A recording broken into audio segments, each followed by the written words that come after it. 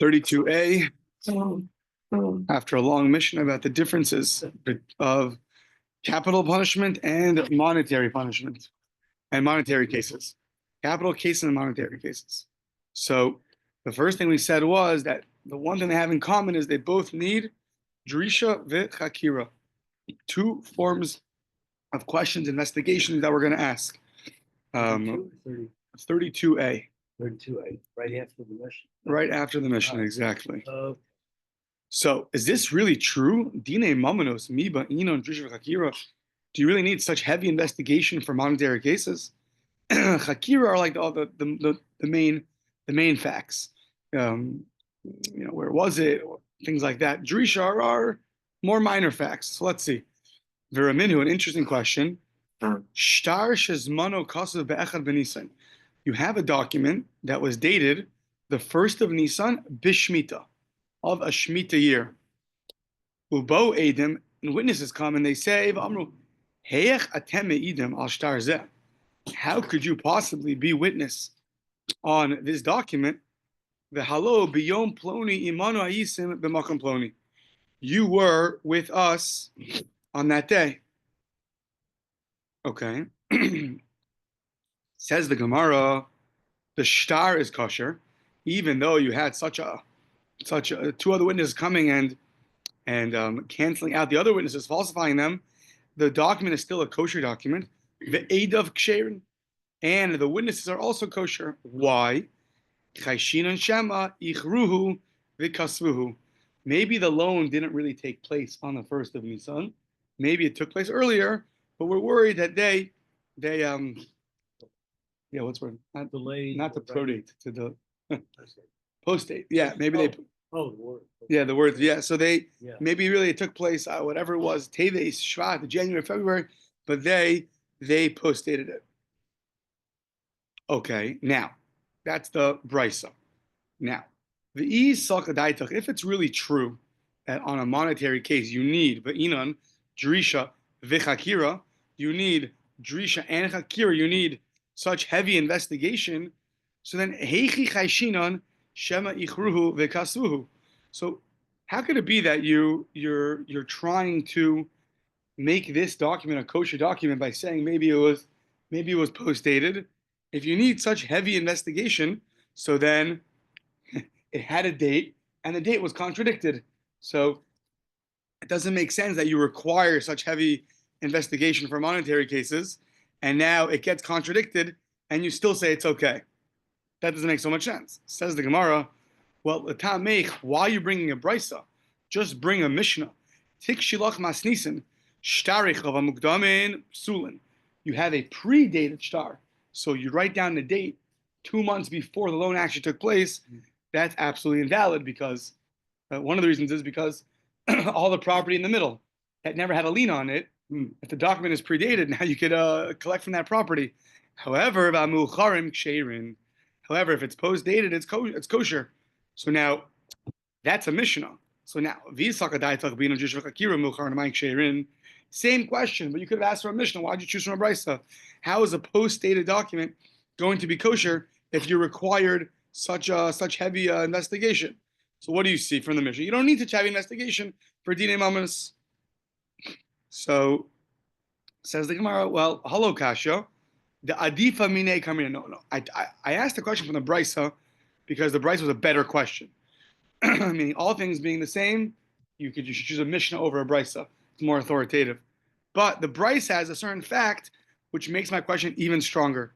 The afilu echad benisan b'shmita. People don't usually loan on a shmita year because at the end of the shmita year the loans get canceled. So and still afilu b'echad benisan b'shmita delo shchichi inchi demosvi. People are not commonly lending money. Delekele meimar. We really logically shouldn't say. It's not so strong to state this idea that maybe they post-dated it at a later time, like in Shemitah year, because people don't usually lend money during Shemitah. We usually would not say such logic. Delo mara l'shtari, that to not make the shtar a bad shtar, to not cancel it, and afilu achi Even so, Kevan the Shvi is Sova Mishametes Makshirinon, even though Shemitah cancels out the loan, and therefore people don't usually take loans during Shemitah, if you have a document dated on the 1st of Nisan during Shemitah, and it's post-dated, we'll still say, or the witness got contradicted, we'll say, no, maybe it was post-dated. So even though you don't usually make loans, and therefore you shouldn't defend such a thing, we're still going to defend it, and that's why we chose the brisa. At the end of the day, mikol makom kasha.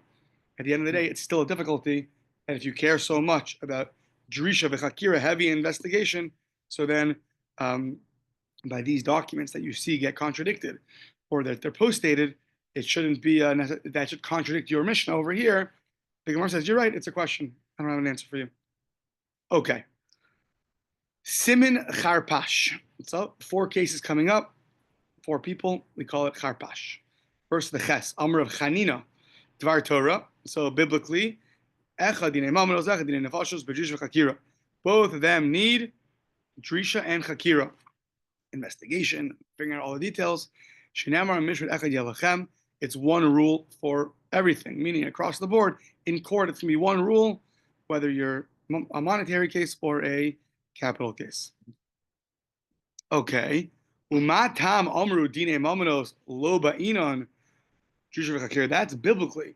But how come we said for monetary cases, we're not going to require Drisha v'chakira? The Gemara says, we don't want to close the door in front of the lenders.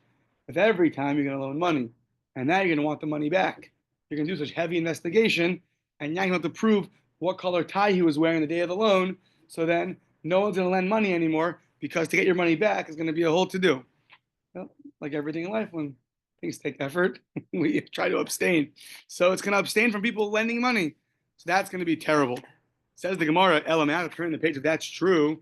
So then, Ta'u lo yishalmu. If Bezdin makes a mistake, because if Bezdin makes a mistake, then they shouldn't have to pay, because if you would have let them figure out all the details, they wouldn't make the mistake. Now that we don't allow any more Drisha v'chakira, maybe that's why they made a mistake, and therefore you should absolve them from paying if they made a mistake. Says the Gemara, to make a judge not pay when he makes a mistake, what's going to happen? Kol shekain shetelin de'elos b'fnei lovin. You're for sure going to close the door in front of lenders. Meaning, if every time a judge makes a mistake, oh, I'm sorry, Reuben wasn't actually chayiv, you're not obligated to pay, and the judge is absolved from paying, then no one's going to lend money. You're going to lend money because you're hoping if the judge makes a mistake, so he'll pay you back. But therefore, you're not risking losing so much money. So that is Rabbi Chanina. So that's the, yeah? System like that. Right. We're going to see more back on Lama Gimel and Aleph. Yeah. Wow. Yeah. You made a mistake. You made a mistake, man. I assume it's something at the end of the day, a person owns money. The Torah reviews it as his. Now it got transferred incorrectly. So, yes. Yeah, it's a good question. So, Rava Amar, that's the Charpash, is the ratio of the Charpash. Rava Amar Masnisin Dahacha. Our Mishnah is talking about, so really we're talking about after biblically. Really we're talking about after they made an enactment to not require Drisha v'chakira. We made a requirement to not require Drisha v'chakira. Our Mishnah that says that monetary cases do require Drisha v'chakira, Masnisin Dahacha, that's because we're talking about bedine knossos. We're talking about dine knossos, where those are penalties. Those cases you do require Drisha v'chakira. And the brisa,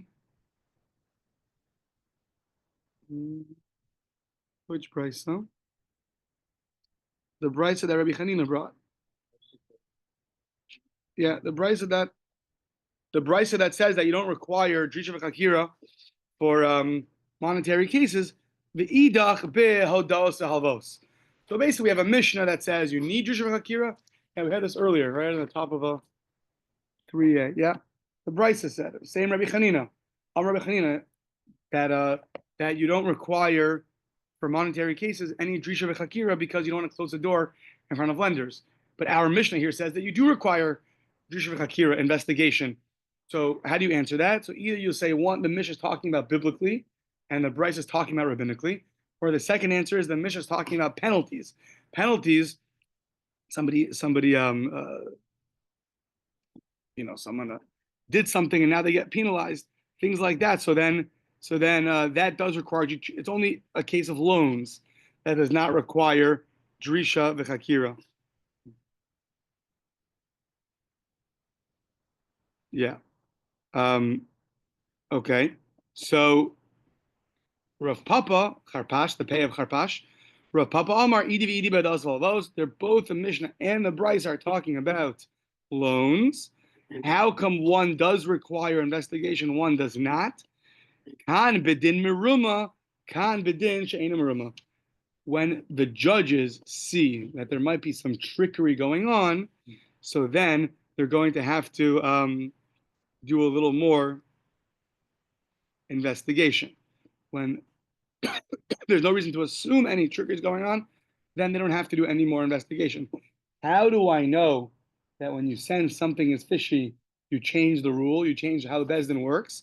Kid the Reish Lakish, that's like Reish Lakish. The Reish Lakish, Rami Ksif, he literally throws two psukim against each other. He has the contradiction. One pasuk says, "B'tzedek tishpait amisecha." You should judge with righteousness. Judge your nation with righteousness. But the other pasuk of Ksif, tzedek tirdof. You should judge them with a lot of righteousness. So very precisely. So okay, so which one is it? Kan bedin meruma, kan bedin she'ena meruma. So when you see something fishy, you have to make sure that you have to judge it, very, very precisely. A regular case, make sure you do it righteously. Okay. Rav Ashi says a fourth opinion, Charpash, the shin of Rav Ashi. So Amar Masnisen Kiddishaninon. So any of the previous three answers, good to go. However, the psukim that we just quoted, I'm going to understand those differently. Kroi, these two psukim, the way you resolve the difficulty is echad ledin, the echad lepshara. One pasuk tells you to judge a case, and one is teaching you the idea of not a compromise. What's a better word than compromise? What? Compromise. Yeah, that's it. Okay, a compromise. Justice and One compromise. Okay. Kiditanya tzedek tirdof, echad ledin, the echad lepshara. So one pasuk says tzedek tirdof. Another pasuk says just basic b'tzedek tishbait amisecha. So how do you resolve this? This is very interesting. I was looking for topics for last Thursday. So standing in line, cutting somebody in line, that came up. So I think I saw a quote of this Gemara. What's the case here? You have two. It's going to happen in traffic all the time. Yeah. Now, I don't know if a Jew and a non-Jew. I don't know, but I don't know. But let's say you're in Israel and you're stuck in traffic, right? So, I know what you're thinking. In Israel, no one lets the other guy go.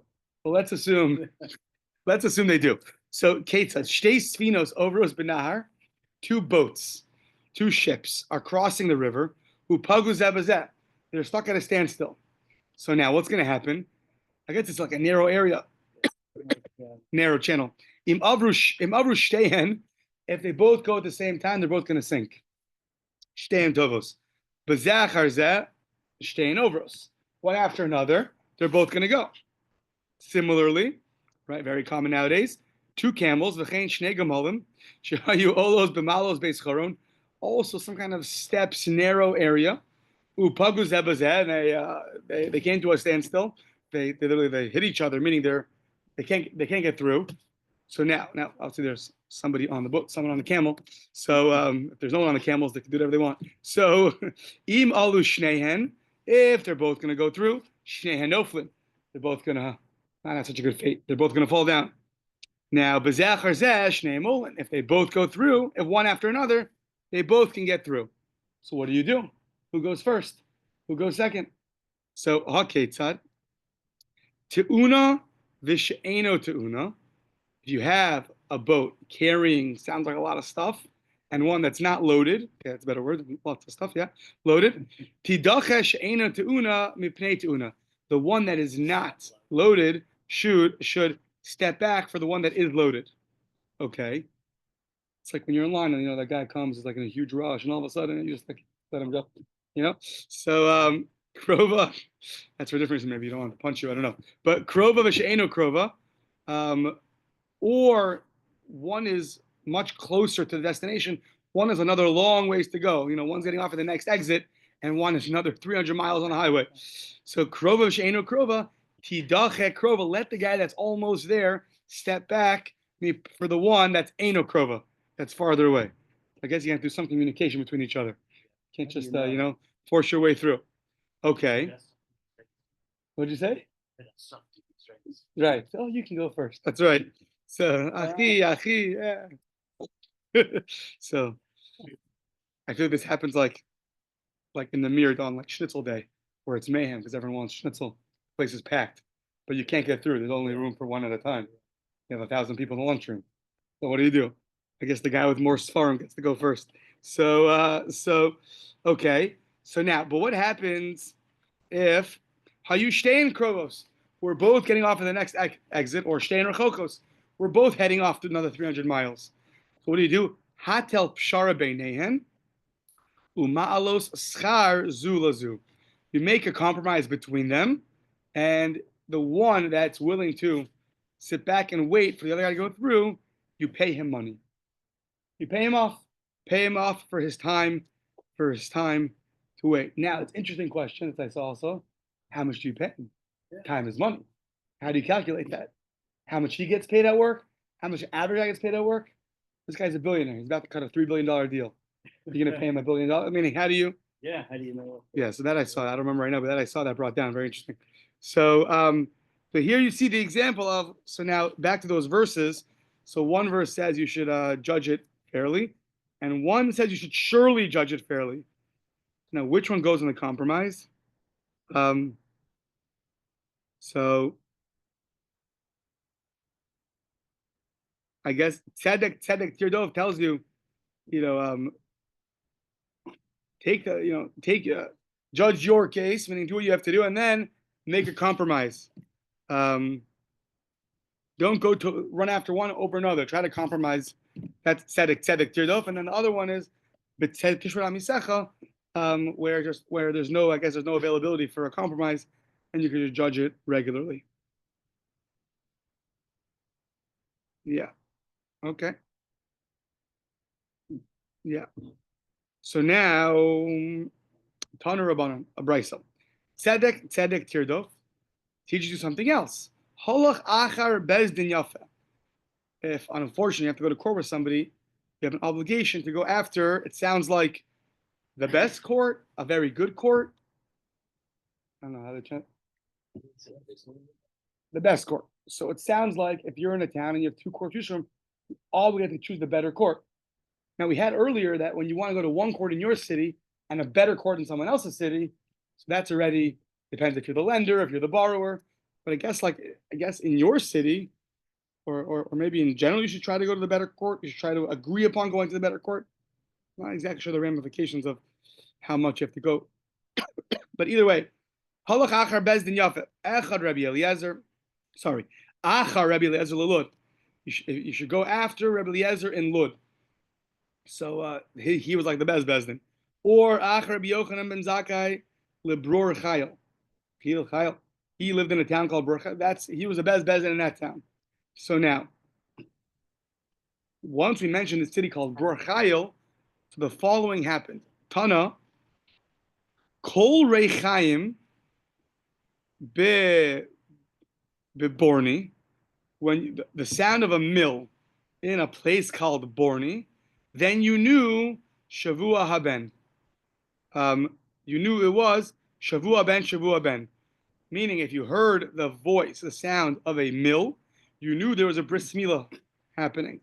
Sounds like it was a time where the Romans didn't allow you to perform bris milah, so you had to do it secretly. So you couldn't announce, as Rashi says, there was a gzeira that you couldn't do make a bris milah, so you had to do this method. you would sound your mill, and then you would know that that's the time for bris milah. Let's say, or haner bebaruchayil, or if you saw a lot of lights. So Rash says either you saw in the daytime or at nighttime a lot of lights. So then mishtasham. So then it's like it's the equivalent of someone yelling out, "There's a party here. There's a party here." I think mishta either means a wedding feast, that's one interpretation, or maybe it means a bris milah feast. I think that's another interpretation. But these are the things that they use. So since we mentioned that city Borchayil, we brought these different signs they used to signal that it was a festive Jewish. Oh, I forgot to mention that. Right. Waiting for candles at a wedding. Right. They often walk down the aisle with candles. Yeah, very good. I forgot to mention that. Yeah. Tosa says. Yeah, Tosa says. Bikan nagu lahadlik ner b'mila. That's by Milo. Yeah, by Mila. But some say like candles at a wedding. Yeah. Interesting. So it's interesting because like that doesn't really apply nowadays. It's interesting they still use that as the custom. Yeah, so people still do that. Yeah. but if this is the reason, it's just interesting. It doesn't really apply. Yeah. We're not in that kind of situation. Right. Maybe there's more. They did it. Right. Yeah.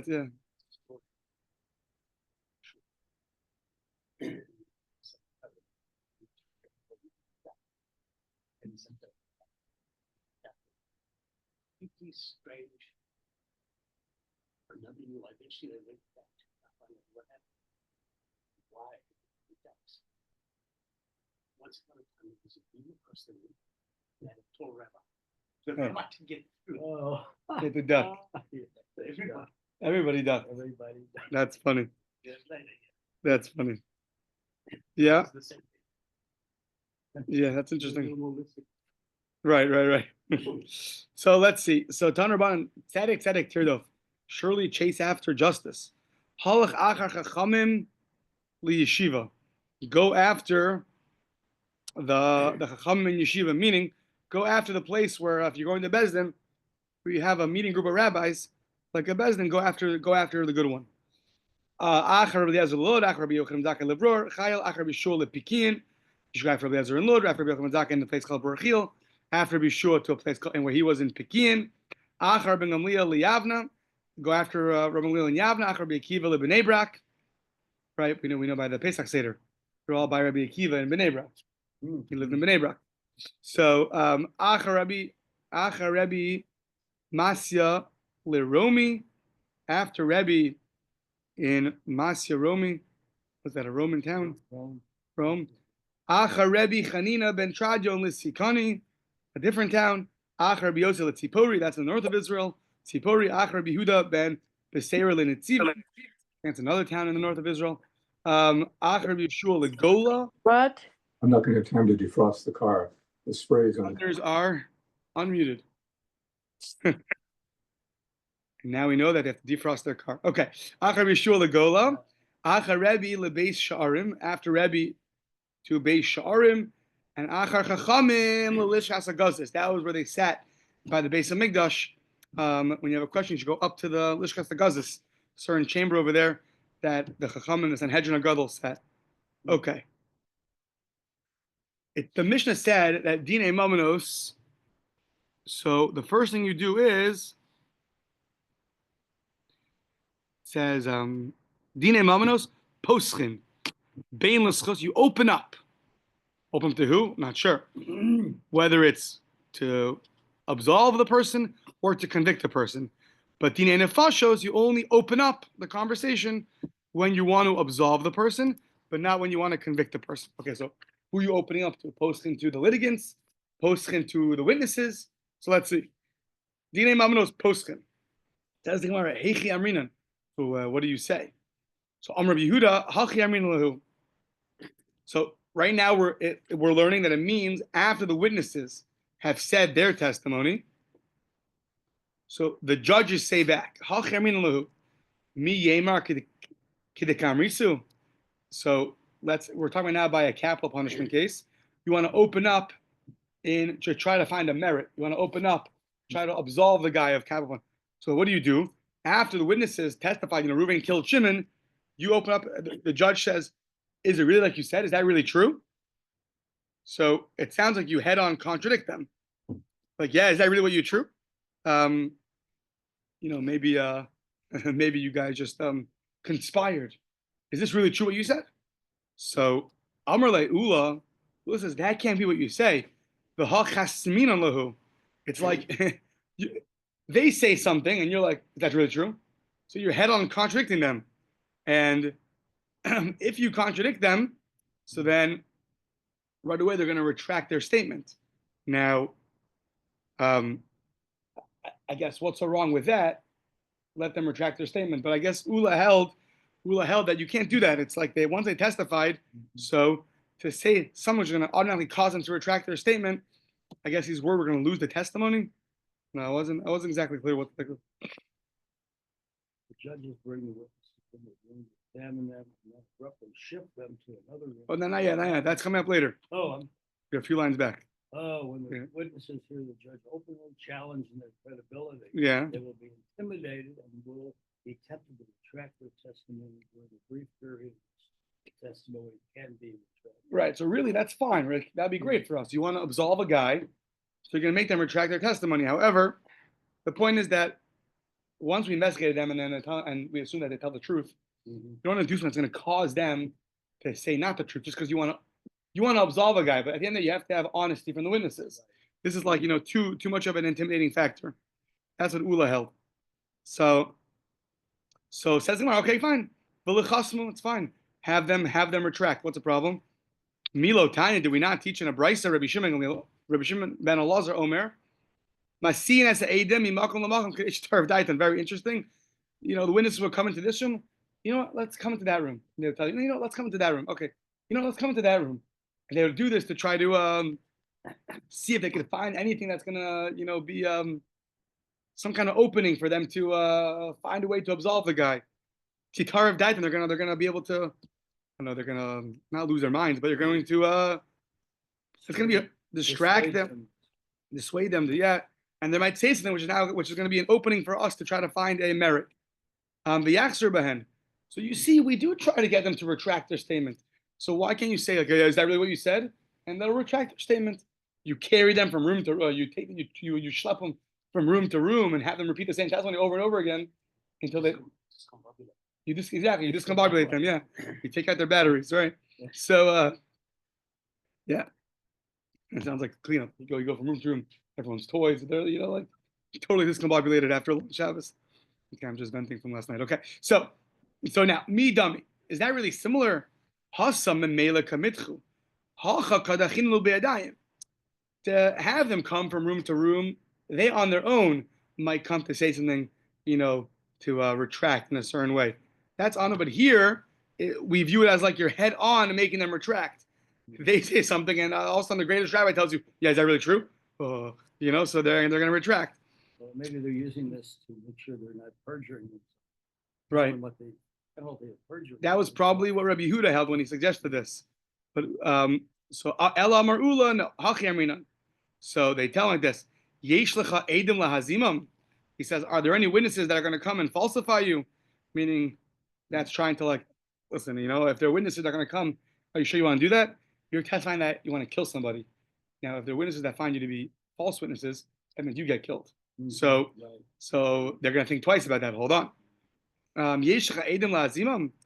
So, Amrle Rabba, just hold on. You're opening up to absolve one guy, and now you're going to end up convicting two others. So that's not so good either. So it says the Gemara, hold on. It's not a conviction just because you might find Eidim Zoman. The rule is, you're not coming to automatically convict the two witnesses. There has to be a final verdict, and then if they're found to be Eidim Zoman, they get killed. But not now. If right now they come, it's not final at all. They're not going to get killed. So that's fine. You can open up like that. So Hachi Amina Ilu Shasik Hai Ad Migmar Dine U Mesim Edim Umazim Lahu Havilei Chavasar Shalzeh. No, it's still considered like you're trying to convict them, because if you tell them this and they stay quiet until the judgment's over, and then witnesses come and falsify them, then they will get killed. So it's still too close. You're trying to absolve one litigant, but you're getting the ball rolling to convict two others. That that's already that's too much. That's the meaning of Azamah to falsify. Witnesses who conspire, they I don't know what the word conspire. I was going to say conspire. Yeah, conspire. So witnesses that come and say, you two can't be here. You were with us in Los Angeles. You weren't in New York. So if that happens, kasher zamam, they get. We're going to see it next. Makos coming up. Pesach. Pesach. So you tried to do. So then you get a punishment. You get a punishment that you tried to do to someone else, which the Gemara said earlier is a chiddush, because you have 2 against 2. It's interesting. Still, they get punished. It's fascinating halacha. Yeah. So Ela Maraba, you open up like this. Ela Maraba Arminan Le Yesh Lecha Edim LaAchishan. So are there any witnesses that can come and just contradict them? Like, anybody have witnesses that can come and contradict them?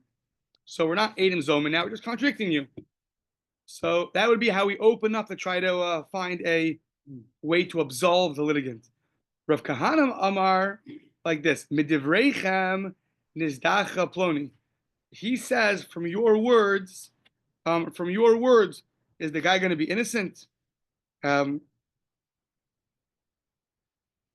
the witnesses came and they said, whatever, Reuben killed Shimon, and they give their testimony, and then Rav Kahana says, we're going to go. He's going to walk out of here innocent. Okay, so that's also a way to begin opening up, try to absolve the person. Well, what does that do exactly? I mean, what does this help you? From your words, you're going to come out innocent. I mean, it just.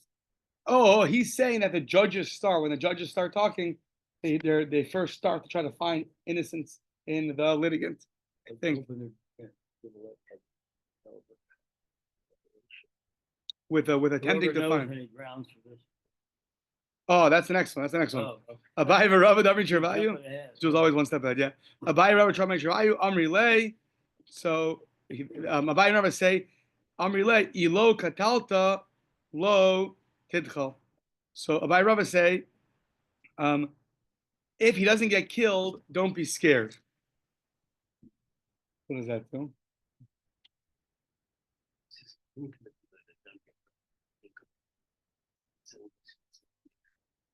It's gonna be a true version. If you didn't, fine. But he's speaking to who? He's speaking to litigants, witnesses, to the accused. Okay. Ravashi Amar Kol Mishi. Okay, so this is what you were saying, Jules. Ravashi Amar Kol Mishi Odeya. Anybody who knows Schos Yavo Veilamid, come and try to bring merits for this litigant to absolve him. Tanya Kavasa de Bava Rava. Brisa supports the Bava and Rava that what? Rebbe Omer. So when it comes to a sota lady who was warned and to not be secluded with another person, and then she did it anyways, so now she's called really a suffix sota. She goes through a whole process, and one of the things is that the Kohen tells her, Im lo shachab ishoscha, v'im lo shatzisa. Don't worry, like if you didn't actually be with the guy, and you're not going to drink the water, you're going to be absolved. So meaning, the first thing he tells you, like, don't worry, like if you didn't do it, you're good to go. Don't be scared. Like nothing's going to happen to you if you're innocent. So mikan shaposkim dinei nefashos techila l'schos. From here we learn, from the case of a soda, that you open up on a capital punishment with trying to find a merit in the person who is guilty. Okay. Dinei mamanos, the Mishnah said, machzirin. Dinei mamanos, you can always retract. You have more proofs, whether it's to absolve or convict the guy. Dinei nefashos, you only retract to absolve the guy. You can't retract if you have other proofs to convict the guy. Says the Gemara Verminu, Danis Adin, if you judge the case, Zikas Achai v'chai v'sazakai, you made the innocent guilty or the guilty. Talking about a judge. He made the guilty innocent, or he made the guilty, or he made the guilty innocent, or he made an innocent guilty, meaning he made a mistake. Timei asatahor, he impurified that which was pure, or tir asatami, he purified that which was impure. Says the Bechorus, yeah. Says the Mishnah, the Bryson Bechorus, Masha asa asui v'yishalmi bei. So what he did, it's final, and now he has to pay. So we'll get to when you pay, when you don't pay in a second, but you see what he did is final. It sounds like you cannot retract. And our Mishnah says you could retract. So when can you retract and when can you not retract? So Amar of Yosef lo kasha. Kan b'mumche, kan b'she'eno mumche. So when you are an expert, so then for you, we do retract. When you're not an expert, so for you, we don't retract. Meaning, if you're knowledgeable, then you can retract your verdict if you have more proofs. If you are not an expert, then, it's like, you do badly on the test and you want to try again. So like, what's going to change the second time? So says the Gemara, really? If you're very knowledgeable, you're an expert, we really allow you to retract your verdict? If you are an expert, a really top-notch judge, you are exempt from paying, meaning what you did, and you're exempt from paying. So you see from here that it sounds like we don't retract. Rather, you keep the judgment the way it is.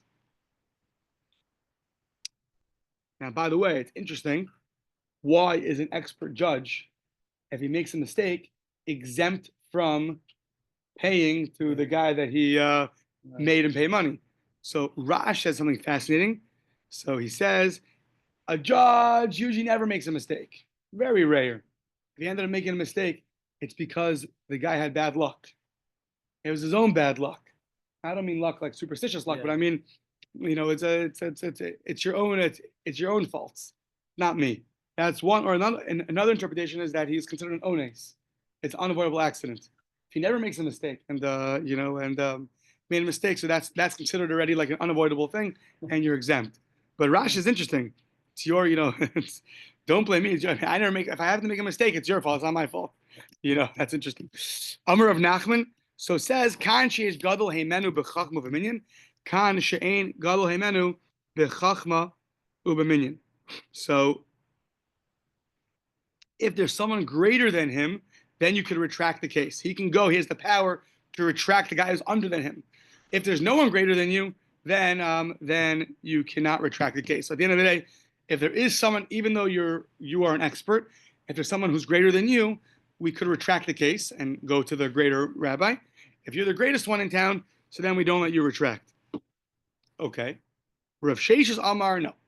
Kan sheta b'dvar Mishnah and kan sheta b'shikol adas. So 2 kinds of mistakes a person can make. One is called tov b'dvar Mishnah. It sounds like you just made a mistake. Like, the halacha was like this, and you made a mistake. There you would have to pay, I believe. When you're tov b'dvar Mishnah, then you could retract the case. And if you made a mistake in what we call shikol adas, measuring out different opinions, we'll see what that means in a second. The Gemara is going to ask. Then you don't retract the case. So now, the Amar of Sheshes, Amar Rav Asi, Ta b'dvar Mishnah. If you made a mistake in something which is more explicit, you missed that Mishnah in the back of a uktzin or whatever it is. So then you can go back and continue the case. We don't view the case as finally finished if it's something that's like an obvious factor that was just missed. So then you're choser. Then you can go back and retract the case and go through it again. However, ta b'shikol adas eino choser. If you made a mistake in weighing out opinions, we'll see what that is in a second, then you don't retract. Amar le Ravina Ravashi, afilu, even if you made a mistake, Rav Chia v'Rav Yoshia, not only if you made a mistake in a Mishnah, but even if you made a mistake in Rav Chia and Rav Yoshia, who are Rav Chia and Rav Yoshia? They compiled what we call the Toseftas, a group of brises called Tosefta. The Gemara often quotes the brisa that's quoted often as Tosefta. In the back of the Gemara, at least the fancy ones, Toseftas, a whole bunch of Toseftas. So even if we made a mistake in a halacha that's brought in a Tosefta, not a Mishnah, Amar in, that's still considered that you made a mistake in something which is more explicit, and you retract the case. Afilu b'derav Shmuel. Those are all Tanaic opinions. The next generation are called Amoraim. Rav and Shmuel are the first generation Amoraim, and let's say they said something explicit, and now the judge made a mistake in them. Even in that, that's considered like you made a mistake in something explicit. So Amarle in, yeah. So Mishnah, a Brisa, an Amoraic statement. Says Rabbi Rashi, Afilu b'didi v'didach.